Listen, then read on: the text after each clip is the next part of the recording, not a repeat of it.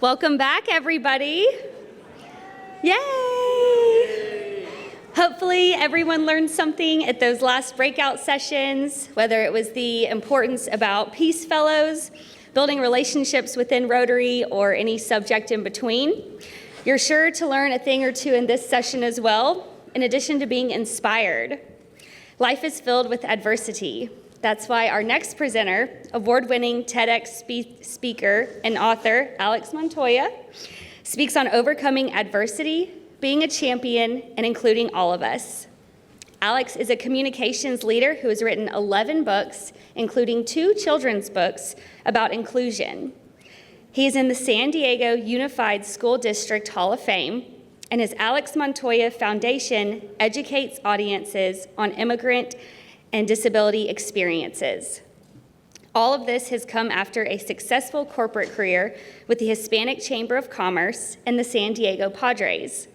Alex earned his bachelor's degree at the University of Notre Dame, his master's degree from the University of San Francisco, and a personal development certification from Harvard, and he has been invited to speak at all 3 institutions. He has also spoken to Google, NASA, the Boston Children's Hospital, and the Denver Broncos. He has carried the Olympic torch and has been named a community hero by the San Diego County Fair. Here to share his story is Alex Montoya.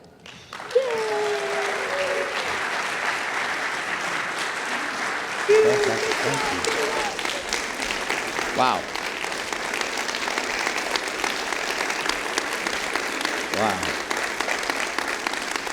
Wow, thank you so much. Y'all are so kind and generous. Man, you're spoiling me, giving me a standing ovation at the beginning. Don't do that to me yet. Make me work for it. So how about another round of applause for our MC there, Madeline. Man, she is fantastic.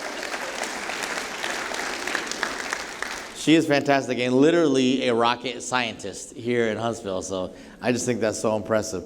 How y'all doing? Good. Good morning to you. I am so blessed and incredibly honored to be here with you this morning. Thank you so much, Rotary. Thank you so much to President Stephanie and to everyone for being so hospitable and so generous. And thank you so much to the host committee. How about a round of applause for all the volunteers that have just made everything possible? Well, I know y'all just generously stood up for me, but I'm going to ask you to do me a favor and stand up once more if you can. Once more if you can stand up. We're going to make sure that we have everybody alert and attentive and ready to go here this morning. So I'm going to ask you to do me a quick favor. If you are able, raise both your arms, raise them high. Now, take your hands, turn them into fists. Turn them into fists and repeat after me. Say, I am. Oh, we can do a little better than that. This is Huntsville now. Come on now. I am. There you go. A leader. I am. A winner. I am.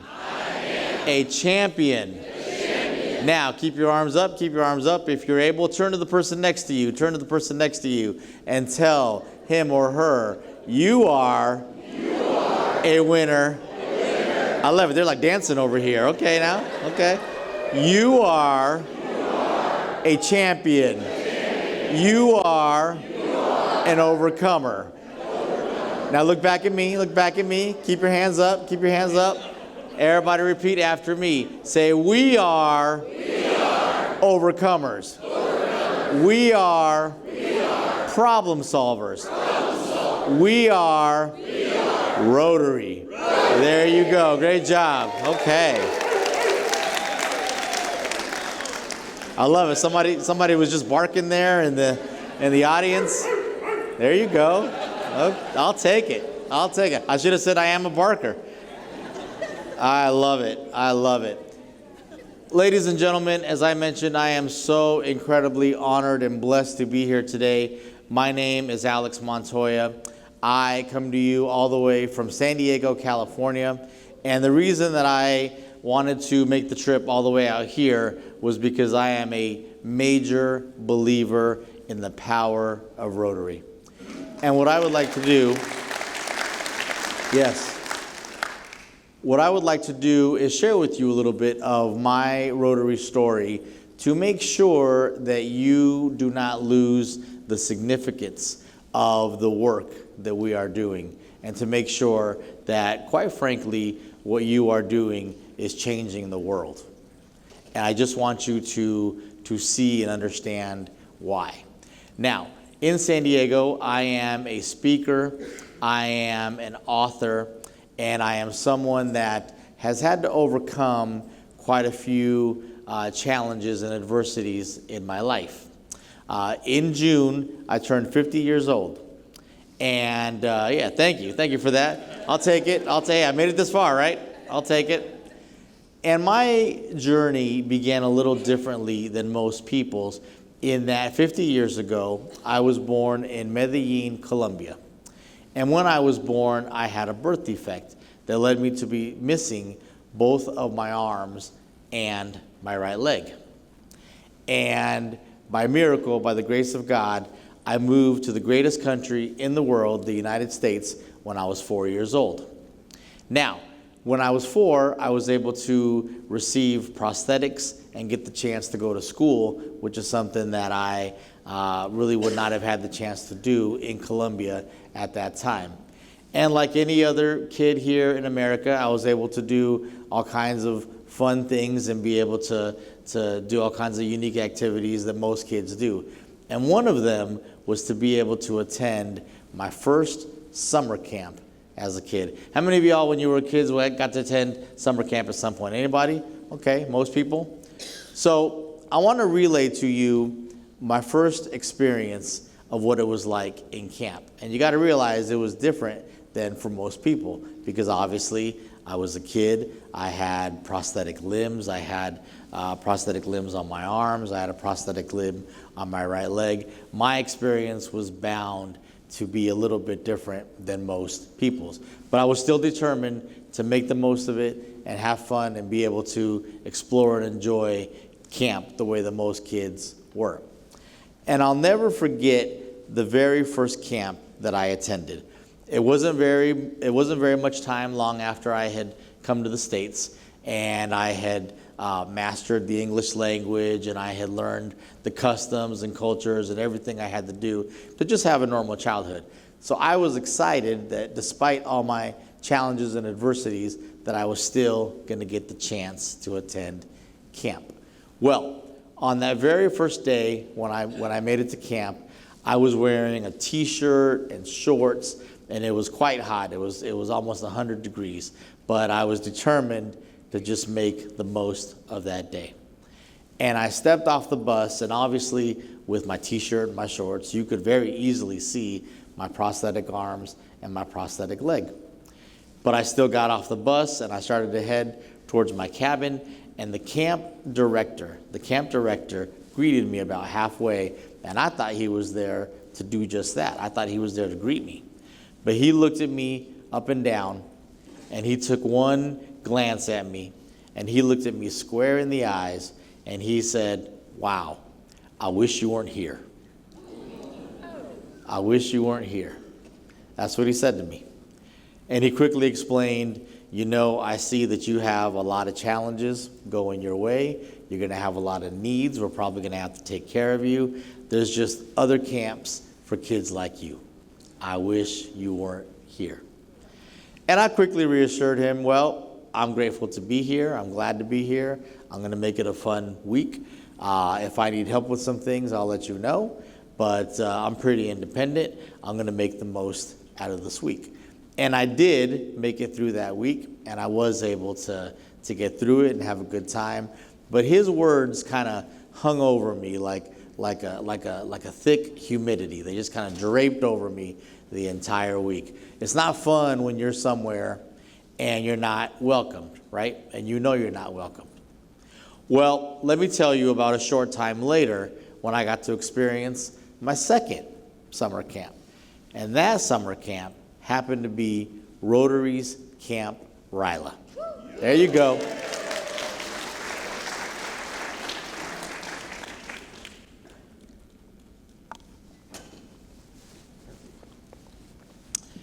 Rotary's Camp RYLA changed my life.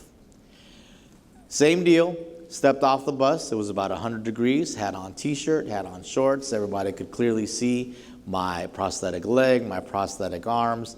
But this time, as soon as I hopped off the bus, I was greeted by multiple Rotarians, volunteers that came up to me, and guess what they said?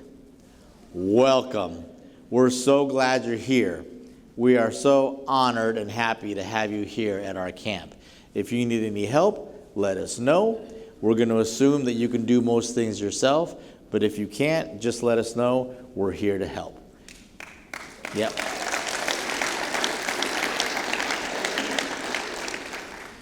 Those words and that camp changed my life. How many here have been a part of RYLA in the past? Anybody? Okay. If you have not, I strongly urge you to become a part of RYLA. Check out a RYLA in your district, whether you go for a day or for a weekend. Be there and be a part of the magic, because it really is magical and beautiful. That weekend was my first opportunity to really kind of go beyond myself. For those that are unfamiliar with RYLA, you get to spend a whole weekend of team building, hearing incredible speakers, and really hearing as well about the mission of Rotary and all that we do in the world. And it was my first time that I really could see a life beyond my adversities, a life beyond my challenges. Because you see, everyone there at the camp that weekend, they didn't treat me as just a little boy with a disability. They treated me really as a little boy with superpowers, and somebody that had overcome, and somebody that had overcome challenges, and somebody that could really contribute to the camp and to the world. And that was the first time that I had really ever looked upon myself in that way. You got to remember, I still had the memories of the first camp in my mind. And so that was kind of how I looked at myself. Wow, maybe I'm just a burden. Maybe I just have too many challenges. Maybe I shouldn't be here. Maybe I shouldn't be in this kind of environment.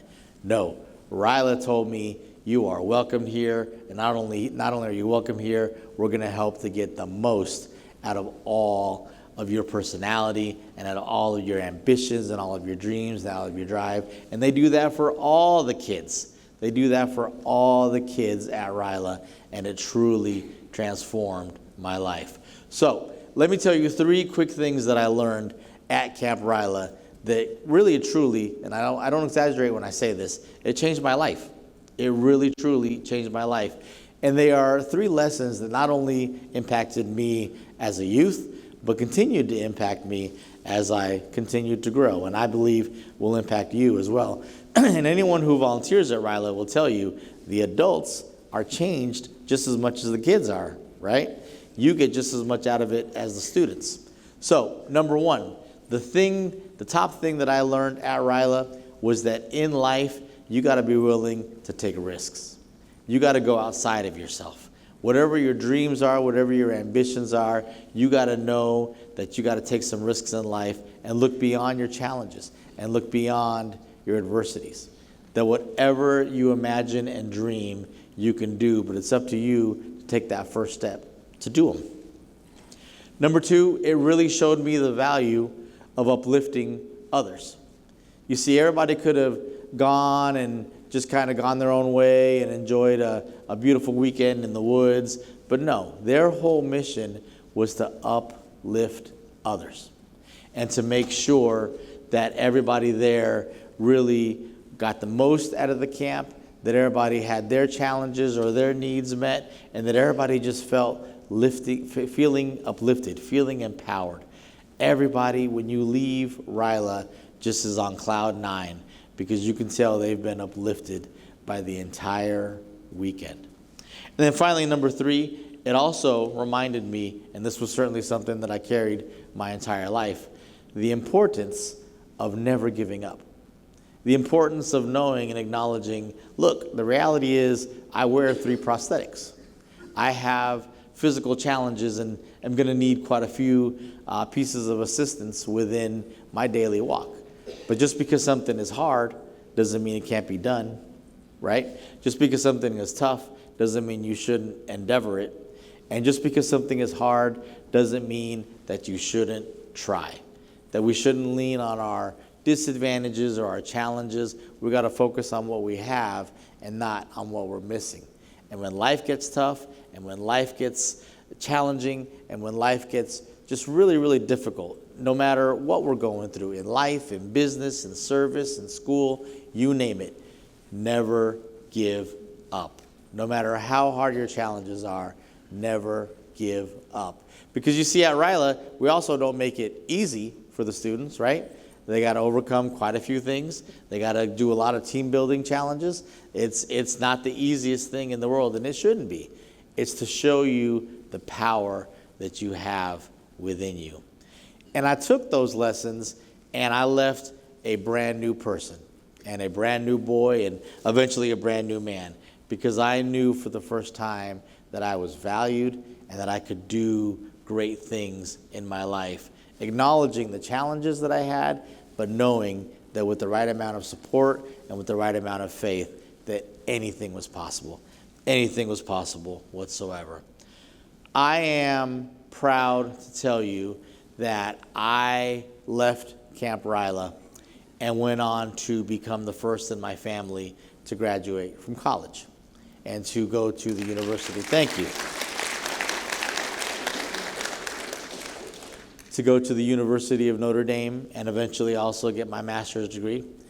I'm proud to tell you that the boy that was born missing both of his arms and born missing his leg, who the doctors told his parents that I couldn't do anything, I wouldn't amount to anything, life was just going to be too hard. Life was going to be too challenging. I've gone on to write 11 books and also be a writing coach for other authors writing their books as well. I go on to create my own business and make sure that I can spread this message all around the world to give people hope to overcome their challenges as well. And I say all this not to brag, not to boast, not to try to read you my resume or to impress you, but to impress upon you that anything is possible. Anything is possible whatsoever. And that as long as we believe in each other and support each other, we can uplift each other to new heights.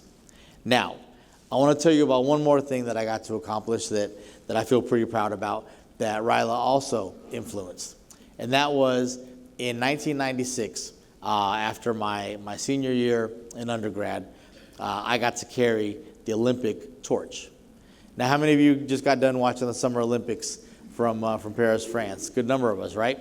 You saw at the very beginning of the Olympics where they carried the torch into the opening ceremonies, and then you saw at the very end where they took the torch and Tom Cruise somehow got on a motorcycle and took that torch all the way to LA. Don't ask me how he did it, the power of Hollywood.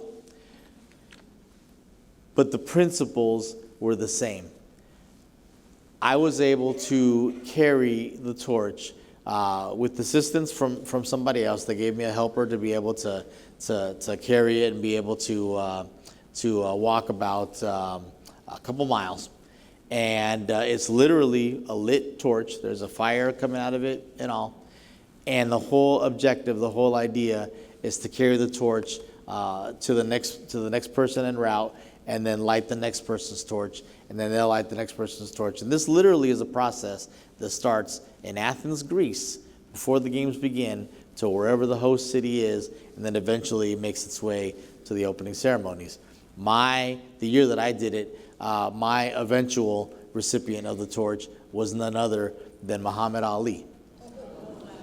And to me, I mean, that was just wild. I mean, to be connected to the great Muhammad Ali in any kind of way was just the greatest blessing in life.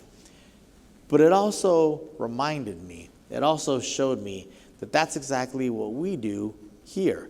As Rotarians, we are all torchbearers. We carry individual torches with us to light the next person's torch. The torch of hope, the torch of education, the torch of service, the torch of uplifting everyone around us. That is our whole goal. And so what I want you to do here when you leave here today is really think of yourself in that same way. Somebody lit a torch and passed it on to you to be able to be here today. Somebody made sacrifices, overcame barriers, overcame challenges, were pioneers in their area, and lit your torch. And now you must leave here after this weekend and light the next person's torch, and the next generation's torch, and the next community's torch. And whether it be our kids or our grandkids or our neighbors or our nephews or our nieces or younger Rotarians, you name it, you are lighting the way for the future generation.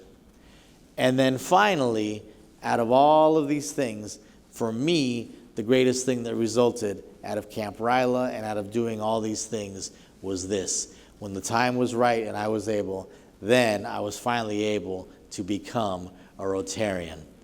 And that for me, yes, thank you.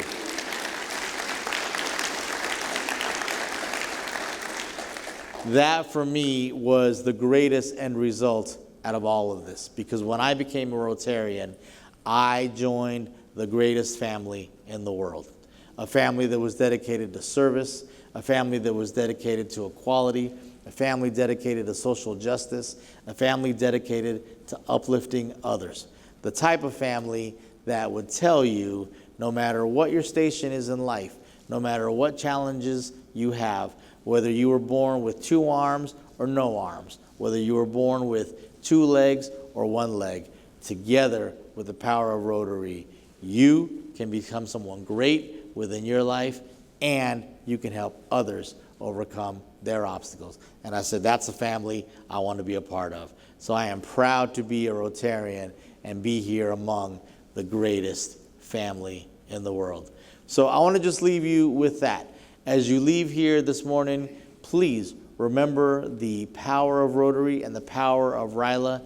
If you're not involved with RYLA, please get involved. You'll be doing yourself a favor, I guarantee it. And remember those 3 things.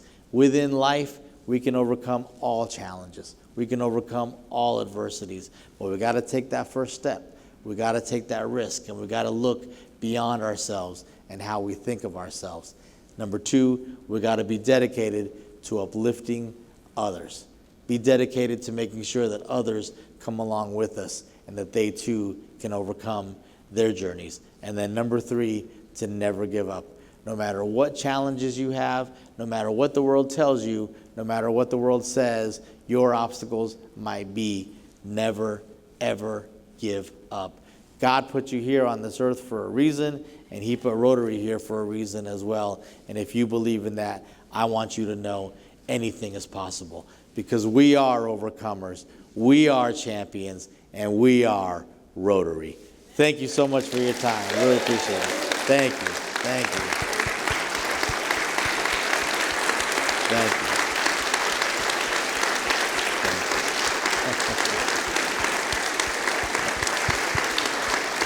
Thank you.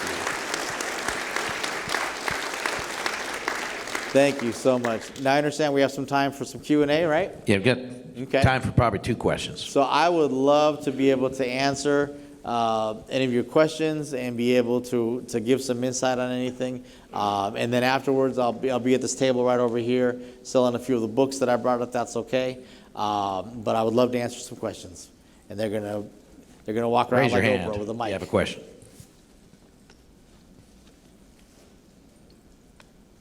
Anybody have any questions or thoughts? Hey, Alex, this is Michelle Robinson, Van Buren, Arkansas, District 6110. What's next for you? Oh, wow. Woo. Tough question. You know, I want to continue speaking and continue writing. I'm a fairly new Rotarian. I've only been a Rotarian for a couple years, actually, so I want to continue to grow in Rotary and do more and more as well. But no, I really hope to just continue to spread this message and you know, be able to try to make the world a better place. I will say too, you know, personally, I am single, so if y'all have any kind of nieces or nephews or daughters, I am accepting resumes. So you asked the question, so I gave you an honest answer.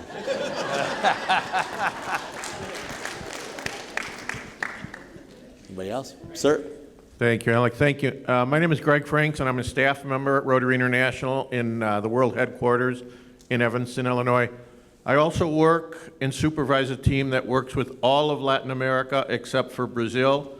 Have you taken your message to Latin America, or would you consider doing that in the future, possibly put you in contact with Latin Americans and Rotarians from your hometown?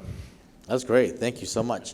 The only place that I have been able to really take my message to so far, as Latin America is concerned, is when I got to return to my homeland of Colombia and speak there, which was really special.